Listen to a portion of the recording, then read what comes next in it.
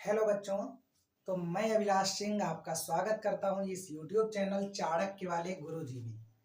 जैसा कि हम लोग पिछले लेक्चर में आपको परिचय करा रहे थे प्रकाश से कि वास्तव में प्रकाश क्या होता है। देखो बेटा, ये क्लास 10th में एक बहुत ही इंटरेस्टिंग यूनिट है।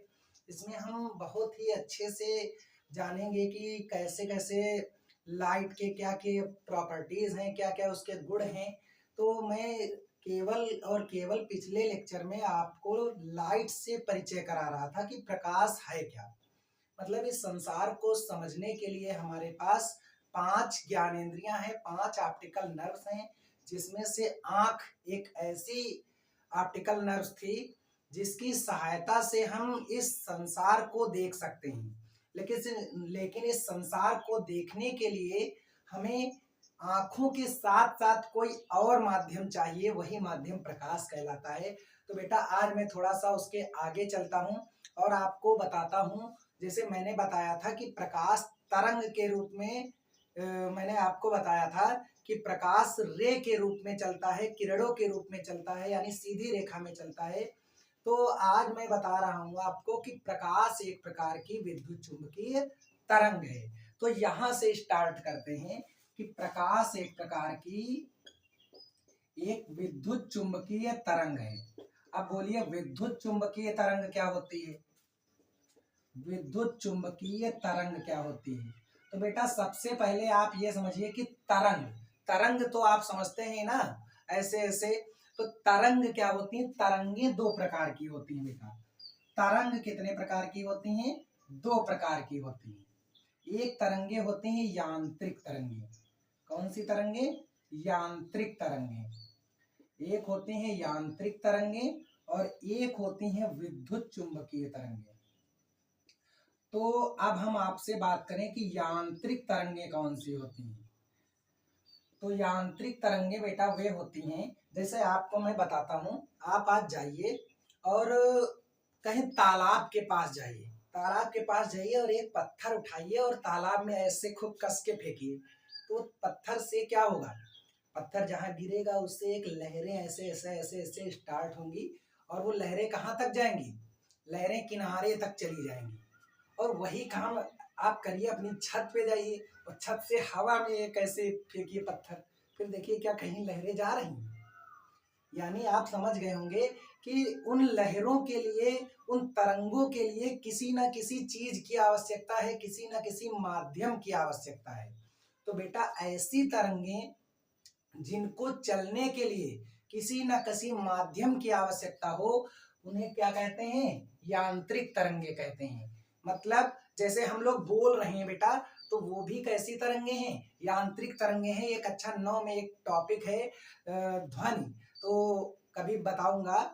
लेकिन देखिए यहाँ पर हम क्या जानते हैं। इसके बाद विद्युत चुंबकीय तरंगे। विद्युत चुंबकीय तरंगे वे होती हैं जिनको चलने के लिए माध्यम की आवश्यकता नहीं होती है। ये निर्वात में भी चल सकती हैं। निर्वात में आप बोलेंगे, आपकी ध्वनि नहीं सुनाई देगी। आप चंद्रमा पर चले जाइए, ऐसे ऐसे बोलते रहेंगे, बस ऐसे क्या होता रहेगा? आपका केवल मुंह चलेगा, लेकिन ध्वनि एक स्थान से दूसरे स्थान पर नहीं जाएगी, क्योंकि ध्वनि को चलने के लिए माध्यम की आवश्यकता होती है। ध्वनि कैसे चलती है, चलिए आपको बता ही देते हैं। बेटा, ध्वनि जब चलती है तो हमारे मुंह से जो वाइब्रेशंस निकलते हैं, इसके बाहर वायु के कण जो हैं, उन कणों से टकराव होता है और ये कण आपस में टकराते रहते हैं, अपनी एनर्जी दूसरे कण को ऐसे ही देते रहते हैं और इसी प्रकार से एक स्थान से दूसरे स्थान तक ध्वनि पहुंचती है। आप कभी घंटा घंटा हो मंदिर का, उसको बजा के देखिए और उस पर आप उंगली रख देंगे, देखेंगे तुरंत उसकी कंपन कर रहा होगा, और जैसे हाथ रखेंगे थोड़ी देर बाद वो बंद हो जाएगी, आवाज तारत उसका चला जाएगा।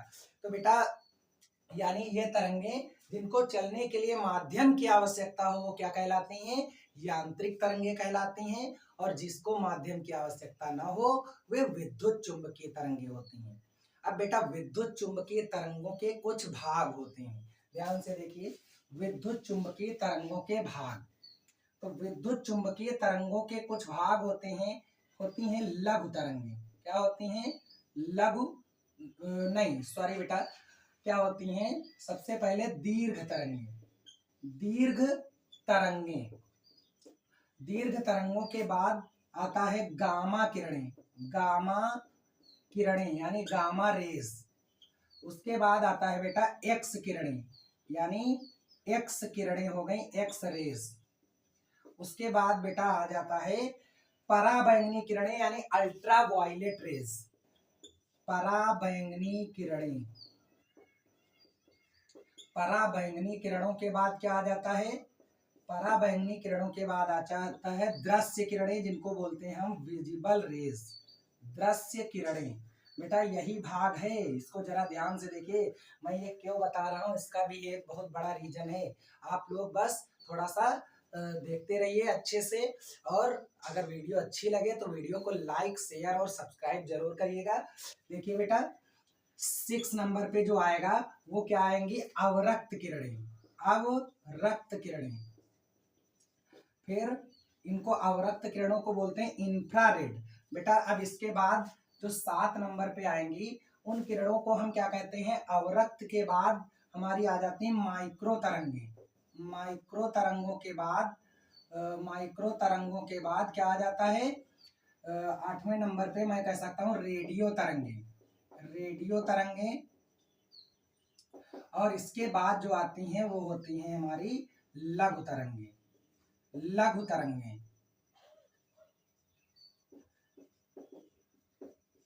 तो बेटा ये क्या होती हैं? दीर्घ तरंगे, गामा किरणें, एक्स किरणें, उसके बाद पराबैंगनी किरणें, दृश्य किरणें, अवरक्त किरणें, माइक्रो तरंगे, रेडियो तरंगे, लघु तरंगे। ये किसके भाग हैं? ये विद्युत चुंबकीय तरंग के भाग हैं, यानी विद्युत चुंबकीय तरंग के ये सारे पार्ट हैं।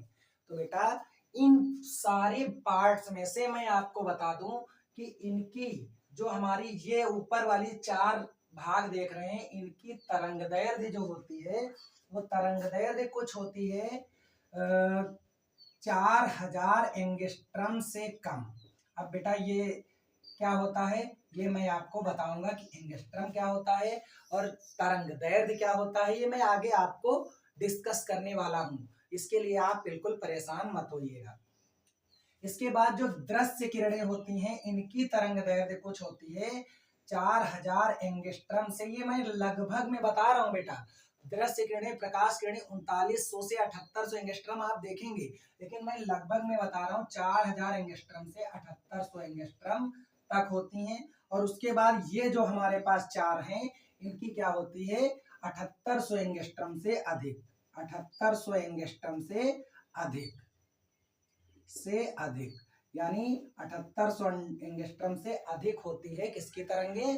इन मतलब इनकी तरंगदैर्ध्य होती है अवरक्त किरणों की, माइक्रो, रेडियो और लघु तरंगों की। इनकी जो वेवलेंथ है यानी तरंगदैर्ध्य है वो 7800 एंगस्ट्रम से अधिक होती है। तो अब हम बात कर लेते हैं कि मैं ये क्यों पढ़ा रहा हूं। तो बेटा मैं आपको इसलिए पढ़ा रहा क्योंकि विद्युत चुंबकीय तरंग का एक ऐसा भाग है जिसको हम देख सकते हैं।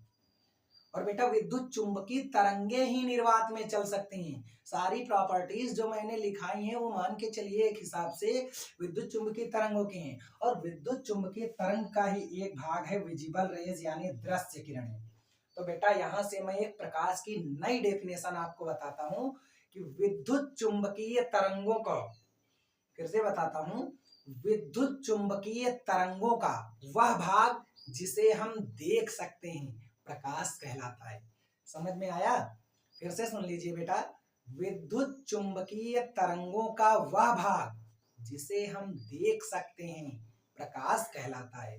तो बेटा इसलिए मैं आपको ये पढ़ा रहा था कि विद्युत चुंबकीय तरंग के बारे में। तो बेटा विद्युत चुंबकीय तरंग जो है एक अनुप्रस्थ तरंग है। फिर मैं थोड़ा सा इसके बारे में आपको, देखिए आपके क्लास 10th लेवल पे बहुत है इतना, आपको केवल वहां प्रकाश की डेफिनेशन पता होनी चाहिए बस। लेकिन फिर भी मैं आपको प्रकाश के बारे में अच्छे से परिचय दे रहा हूं। अब इसके बाद बेटा ये तरंगदैर्ध्य क्या होती है इन सब चीजों को समझते हैं। चलिए अभी मैंने बताया कि ये एक तरंग है। मान लेते हैं हमारे पास एक नॉर्मल सी तरंग है, एक नॉर्मल सी ऐसी तरंग है, ठीक है बेटा।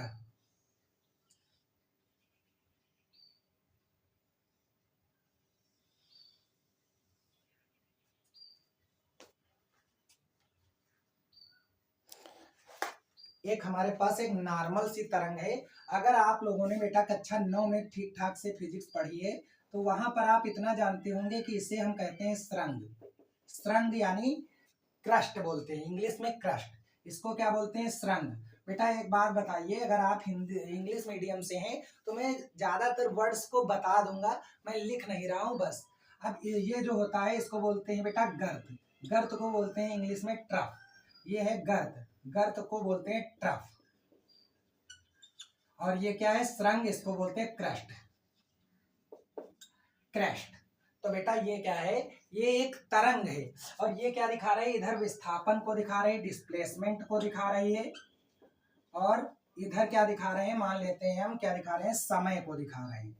तो बेटा हम मान लेते हैं कि एक, ये देखो तरंग कुछ ऐसे है ना, तरंग एक पूर्ण चक्र देखो यहां से शुरू करके यहां तक कंप्लीट कर रही है।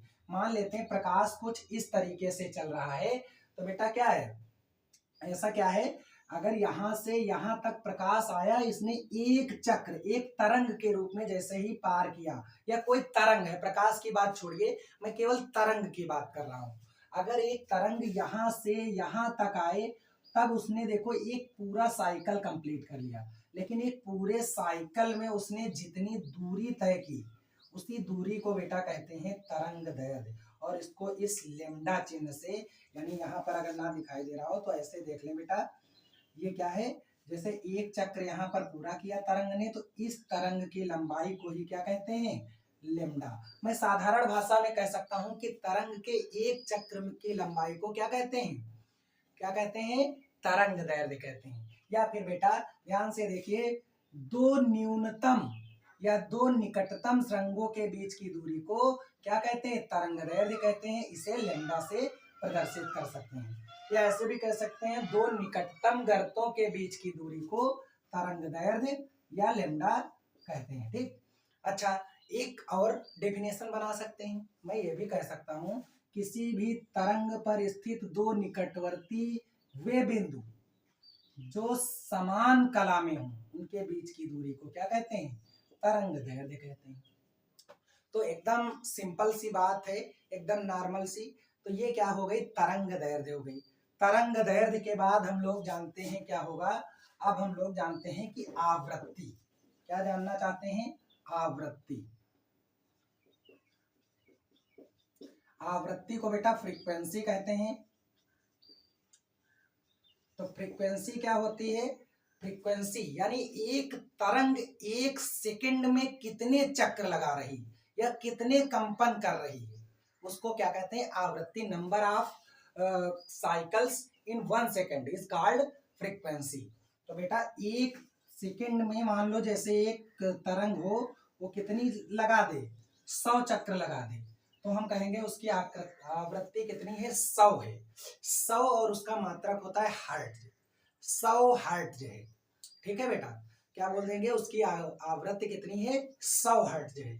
इसी प्रकार से एक चीज आती है आवर्तकाल यानी टाइम पीरियड। टाइम पीरियड यानी आवर्तकाल। तो आवर्तकाल क्या होता है, ध्यान से देखिए।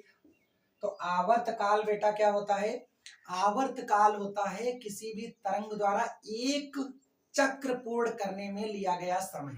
जैसे ये एक तरंग है, ये एक चक्र पूरा करने में कितना समय लेती है, यहां से जैसे आई, एक चक्र पूर्ण करने में जो समय लेती है उसे कहते हैं आवर्तकाल। और आवर्तकाल को बेटा कैपिटल टी से प्रदर्शित करते हैं। तो मैं आशा करता हूं कि आपको ये छोटी सी जानकारी समझ में आई होगी। अब मैं नेक्स्ट वीडियो में इसके आगे से बताऊंगा, आवृत्ति आवर्तकाल में संबंध बताऊंगा, और तरंग दैर्घ्य और तरंग की वेग में संबंध बताऊंगा। ये सारी चीजें आपको अगले वीडियो में बताऊंगा। तब तक के लिए आपसे विदा चाहता हूं। तब तक के लिए आप हंसते रहिए, मुस्कुराते रहिए और बिल्कुल बढ़िया से पढ़ाई करते रहिए, है ना। मिलते हैं फिर नेक्स्ट सेशन में, तब तक आप लोग खुश रहिए।